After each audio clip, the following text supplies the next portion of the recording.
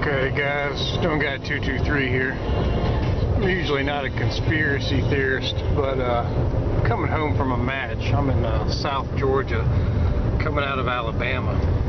Check this shit out. UN.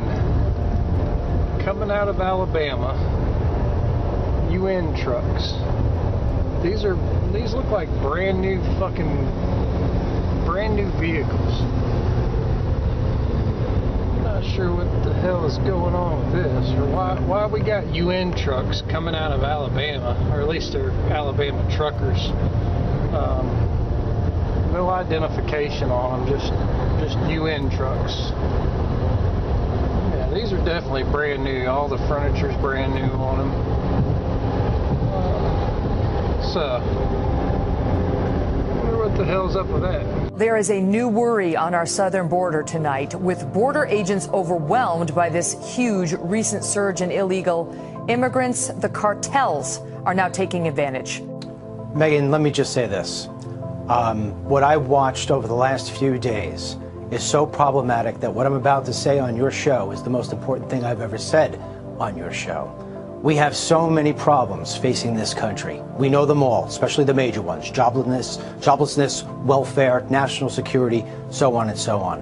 And as I stood on that border and I watched those cartels drag over all the things they did, I went over to the bus depots and watched thousands upon thousands of illegal aliens be bussed around almost as if they were at Disneyland, being sent off to somewhere USA. All I could think was that all those major problems just became a major epidemic. Our Border Patrol, I met with the Border Patrol today. I met with them secretly. They told me the morale is down. The criminals that are coming through this country is earth-shattering. And I can tell you this, I feel that our country and the future of our children have officially fallen off the cliff. Now a closer look at those militants tearing Iraq apart, boasting of their brutality with those images we showed you at the top. Tonight we're learning more about them and about the man who leads them. He spent years in U.S. custody.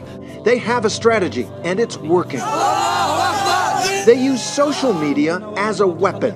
Many of the images in this story come from accounts associated with ISIS and can't be verified. Leader of ISIS, Abu Bakr al-Baghdadi, was in U.S. custody in Iraq for 4 years. When he was released in 2009, his parting words to U.S. troops: "I'll see you in New York."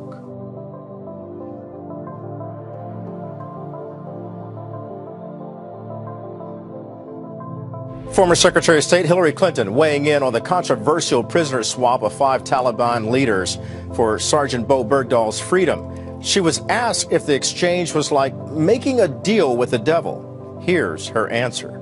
Did he make a deal with the devil?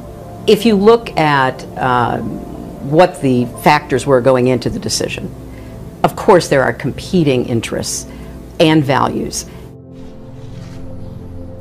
I'd like to say to Bo right now, who's having trouble speaking English, Bismillah ar-Rahman ar-Rahim, Zayabayem.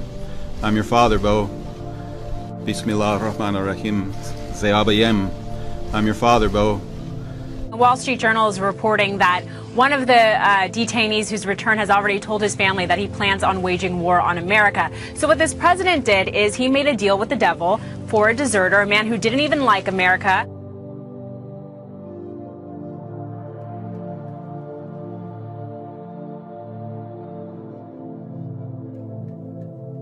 In the spotlight tonight, America's gun problem. Yesterday morning, a 15-year-old student opened fire at Reynolds High School in Troutdale, Oregon, injuring a teacher and killing a fellow student before turning the gun on himself. My biggest frustration so far is the fact that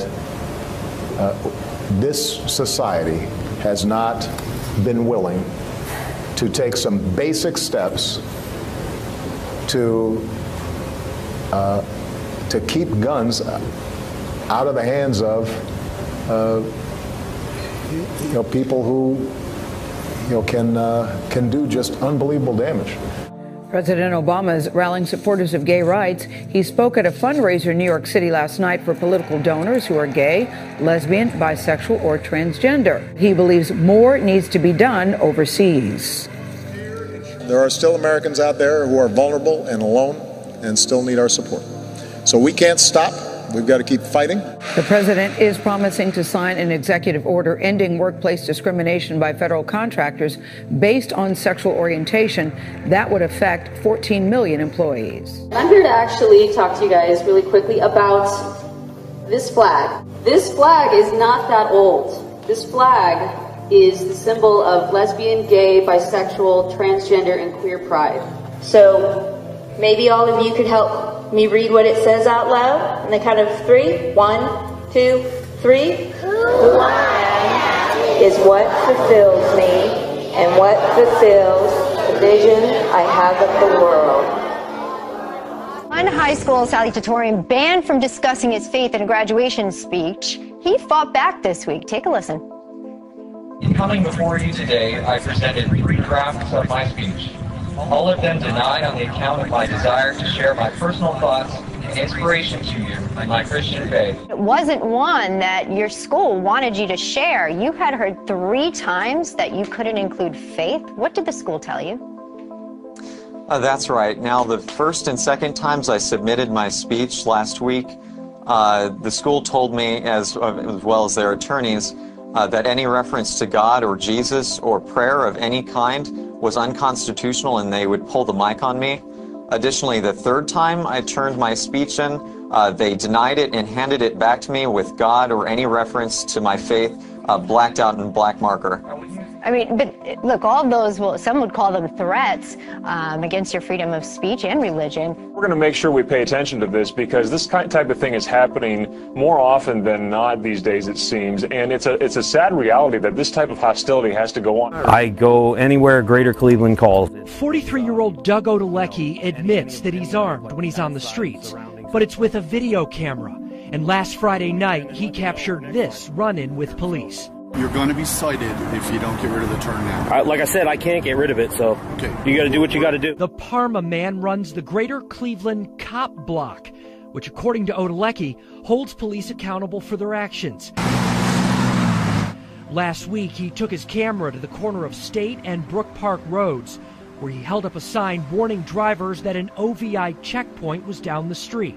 The sign said, "Checkpoint ahead, turn now." He said he's not for drunk driving. He's just against what he considers an abuse of power.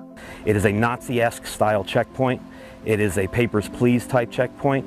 These guys are not out there for your safety or anything like that, so if you think that, think again. Our sobriety checkpoint is all about educating the public, and we need them to come through the checkpoint to educate them. The altercation was caught on camera as Odalecki insisted he had a right to warn drivers. According to state law, the police have to alert the public a few days before a checkpoint's set up. But in this case, they didn't like that he was telling drivers to, quote, turn now. So why is this thought to be a good idea to actually bring these high caliber weapons into U.S. streets? I don't think it's a good idea. High caliber weapons are extremely dangerous. This type of velocity is not necessary. I spent 24 years in the Philadelphia Police Department. I am fearful of this type of police chief getting this type of equipment. Welcome to the news at 9, and we start with breaking news.